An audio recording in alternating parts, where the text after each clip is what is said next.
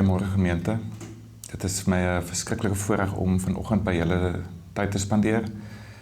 My naam is Jaco Botha en ek is gekoppel aan die Genote College waar ek doseer en ook aan die taakspan van Afrika Ekumene in die Weskaap Synode waar ek saam met Dr. Daniel de Wet werk in ons genootskap kerke en projekte oor die Afrika kontinent en wyeer. Ek is genooi om hierdie getuienisdiens van julle gemeente waar te neem. En dit is 'n ontsettende voorreg, nie net om hier te kan preek nie, maar omdat dit vir my 'n getuienissaak is waar ek die voorreg het om 'n deel van die Bybel met julle te deel en ook 'n deel van my storie. So ek het gedink om nie noodwendig net preek te lewer waar ons net in die Bybel delf nie, maar dit doen gesamentlik met my storie en ook 'n bietjie inligting deel oor die studies wat ek voltooi het of besig is om te voltooi.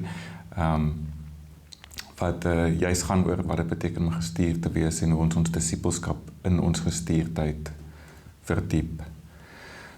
So met daai gesê, wil ek graag jou uitnooi om jou oë toe te maak en saam met my na te dink oor die teenwoordigheid van die Here in ons lewe hierdie week. Terwyl jy so sit, wil ek net vra dat jy deur jou week gaan wat verby is en stil staan by die oomblikke wat jy gesien het waar die Here se goedheid in jou lewe inspoel.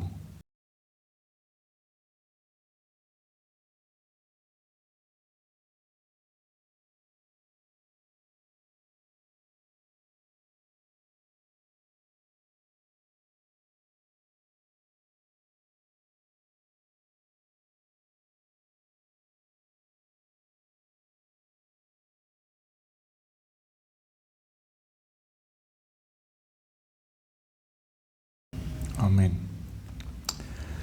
Ons teksvers vanoggend is uit Handelinge 10 uit. En die agtergrond van die teks is dat die eerste kerk aan die beginstadiums van haar lewe is. En ons lees verskeie verhale van hoe die Here mense stuur en versamel. Maar dis asof hy kies om vreemde mense uit te nooi om deel te wees van sy familie. Die eerste storie wat ons van lees is die bekering van Saulus, wat Paulus word, 'n vyand van die Christen geloof. Die tweede een is 'n ontmande Ethiopiër wat genooi word om deel te word van Christus se kerk en dan ook nou hierdie storie uit Handelinge 10 uit. Nou die agtergrond van die storie is dat daar's 'n Romeinse soldaat in Caesarea met die naam van Cornelius en hy sien 'n visioen. Hy is nie 'n Jood nie en hy is nie 'n Christen nie, maar hy is wat hulle noem 'n godvreesende man. Dit beteken hy het God aanbid sonder Joodse praktyk of tradisie.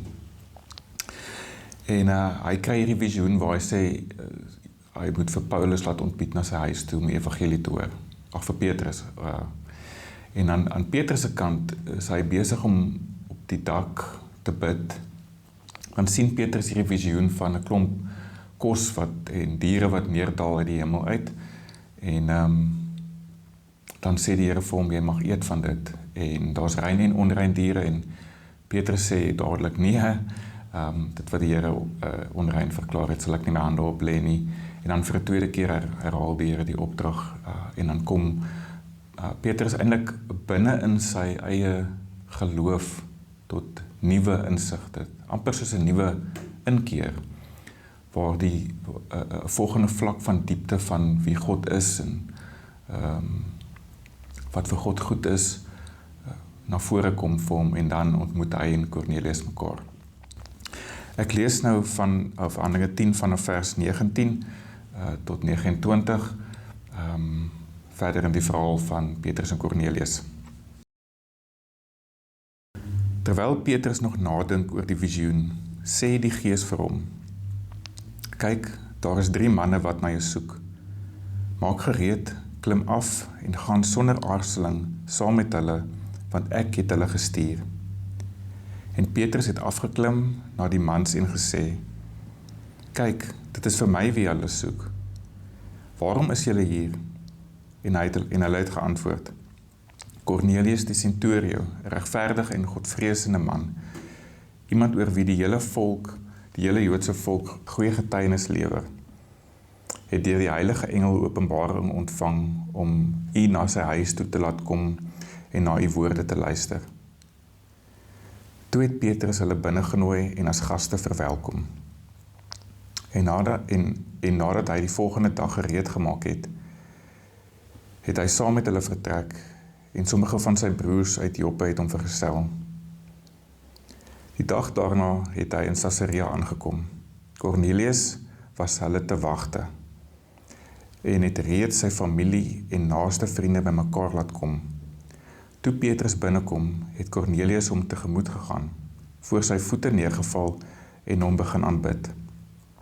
Maar Petrus het hom opgehelp met die woorde, staan op, ek self is ook net 'n mens. En terwyl hy met hom praat, het hy binne gegaan en daar baie mense bymekaar aangetref. Hy het vir hulle gesê, julle weet dat dit vir 'n Joodse man verbode is om met iemand van 'n ander volk te assosieer of hom te besoek. God het egter aan my getoon dat ek geen mens as besoedel of onrein mag beskou nie. Ons lees tot sover. Vriende, een van die belangrike goed om te verstaan in die konteks van hierdie gebeurtenis in die kerk se storie, is dat die disippels nie kon staat maak op gemeentes of kerkordes,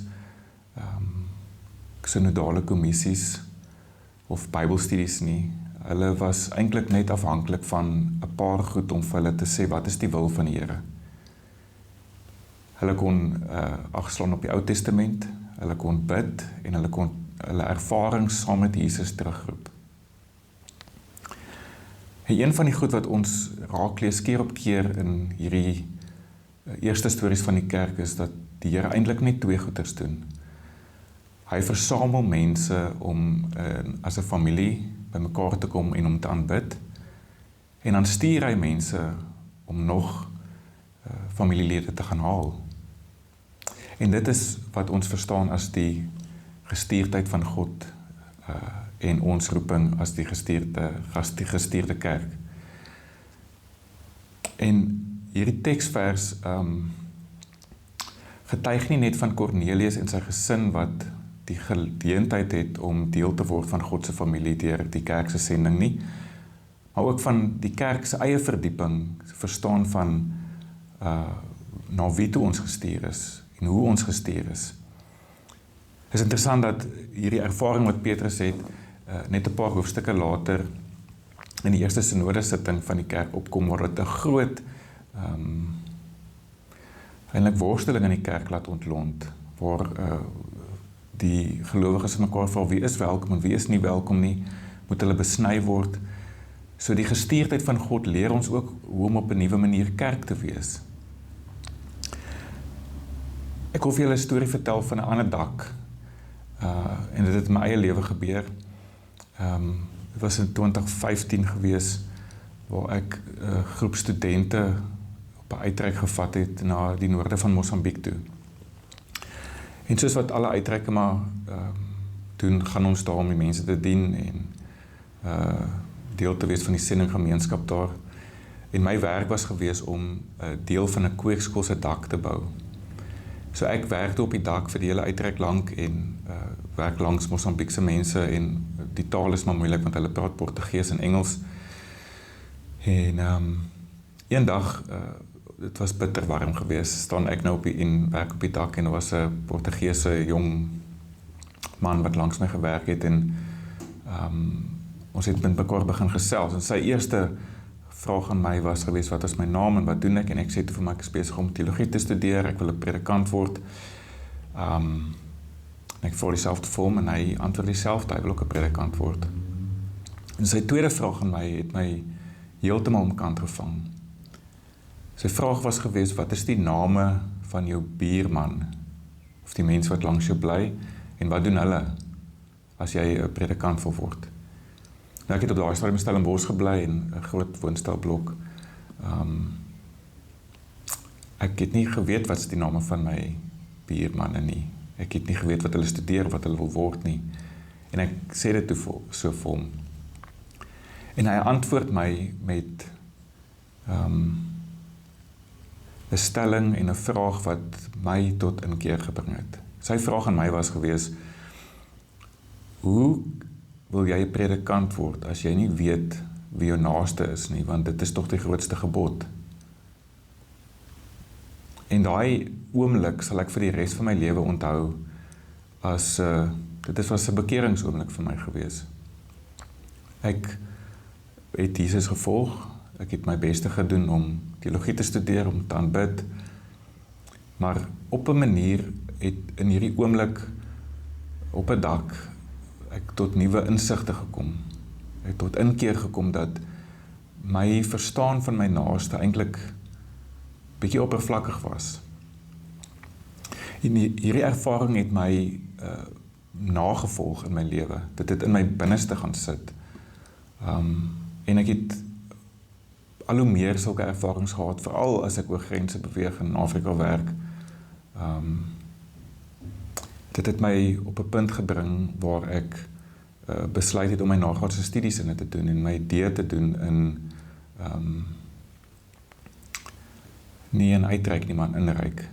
En die verskil tussen die twee sou ek sê is in uitreik het ons die oortuiging dat die Here ons stuur om die evangelie of ander hulpbronne oor grense te gaan verbeter of verder dra. Waar in die inreik wat ek ontwerp het in my studie, gaan dit juis oor die oomblikke waar ons die werk van die Gees sien wanneer ons gestuurd is, wanneer ons oor grense gaan. So in my studie het ek 'n klomp jong mense gevat. Ons het vir 2 weke gaan bly in die Oos-Kaap en die vraag was gewees: wat doen hierdie ervaring aan hulle eie disippelskap? Ek is seker daarvan van julle wat kyk was ook al op uitreike gewees en dan sou ons woorde sê soos ek kom terug en dan dit wat met my daar gebeur het, dit wat ek gekry het, is meer as wat ek gaan gee het. En dit beteken dat die Here in ons werk terwyl ons gestuur is. Dit beteken dat ons disippelskap vernuwe, soos wat hier met Petrus gebeur het. Sy disippelskap kry 'n nuwe dimensie by wanneer hy agterkom na wie toe hy gestuur is. En in sy ontmoeting met Kornelius is daar 'n ervaring wat hy opdoen wat die hele aard van die kerk verander. So ek sluit af met die volgende gedagte. Dit is so dat die Here ons stuur. Hy stuur ons na ons werke toe, hy stuur ons kerk toe, maar hy stuur ons ook oor grense. En my oortuiging is dat die Here ons stuur nie net om die evangelie te verkondig of sy God se goedheid of sy geregtigheid daar te laat seëvier nie, maar hy stuur ons ook sodat ons eie disippelskap kan vernuwe en verdiep. En my uitnodiging dan na jou toe sal wees om gevaarlike gebed te bid. En dit sal die gebed wees waar jy vir die Here vra om jou te stuur. Nie net om van waarde te wees vir sy wil nie, maar ook om jou eie disippelskapsreis te verdiep. Kom ons bid saam. Heer ons God, ons leer elke dag wat dit beteken om U te volg. In ons land waar dit gebroken is, waar mense verdeeld is, waar korrupsie en armoede heers, Here het U die kerk gestuur vir genesing. Here stuur Stuur ons na die plekke toe wat genesing nodig het. Maar stuur ons ook sodat ons meer kan leer van wie U is. Ons eie geloof te kan verdiep, ons disippelskap te kan verbeter en ons verstaan van die evangelie te kan vernuwe. Dit bid ons in die naam van Jesus Christus. Amen.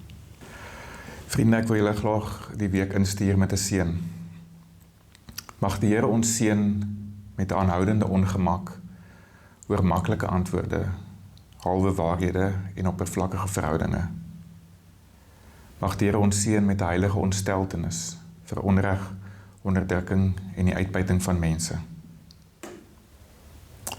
Mag die Here ons die gawe van trane gee om te stort vir hulle wat pyn en verwerping, honger en verlies ervaar, sodat ons 'n hand kan uitreik en hulle pyn en blydskap kan verander.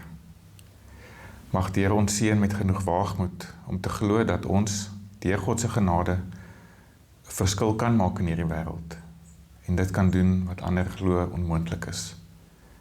Die genade van God ons Vader, die liefde van Jesus Christus en die teenwoordigheid van die Heilige Gees sal met jou wees hierdie week. Amen.